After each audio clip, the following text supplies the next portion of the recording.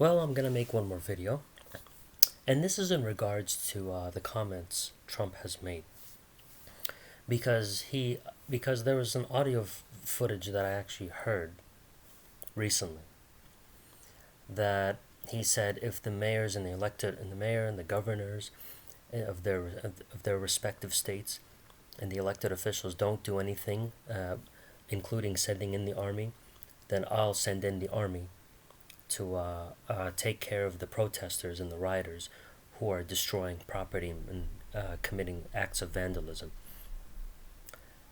Now, I find that very disconcerting that, you would send the military to patrol the streets just so they could be policing, doing policing the areas. That's actually very disconcerting and is very concerning because there are limits of what the military can do, not just the army. That includes every military branch. There are limits to what they can do, and one of the things that they are not allowed to do, is to police the streets of other states and cities and towns. They're not allowed to do that. That's a violation of the Constitution. Specifically, this has also been stated that it is a violation of the Posse Commitatus Act. For those of you who are familiar, good, which was formerly known as the Insurrection Act, and it specifically states that there are certain limitations, or should I say that the military or army has like certain enumerated powers, meaning that they are limited to what they are allowed to do. And of course, this was updated as a mean in 1956 as a means of appropriating a bill for the military that was passed. But to make a long story short, the streets are not allowed to be policed.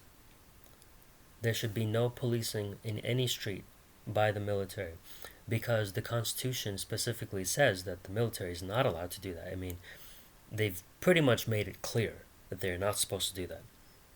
I mean, this was passed during 1807, and this was signed by Rutherford B. Hayes, the former president of the United States, in 1878. So, with that being said, if Donald Trump makes a threat of turning the United States of America into a police state by sending in the military to take care of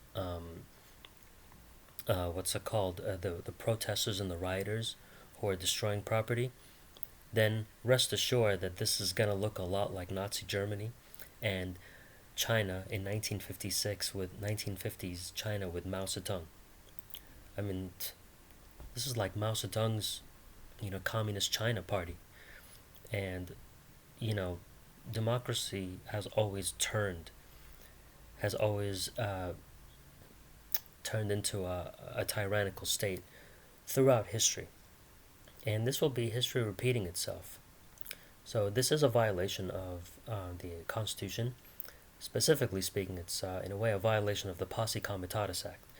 So if you guys don't, I'm not saying take my word for it, but just look it up, Posse Commitatus Act. And if you don't see it, remind me to put in the description below or on the comments section. So with that being said, it's actually the police officer's job to maintain order in the streets. It's their job to do that, not the military. So with Donald Trump making a threat like that, he needs to choose his words real carefully, because he's starting to sound like a dictator with that kind of threat.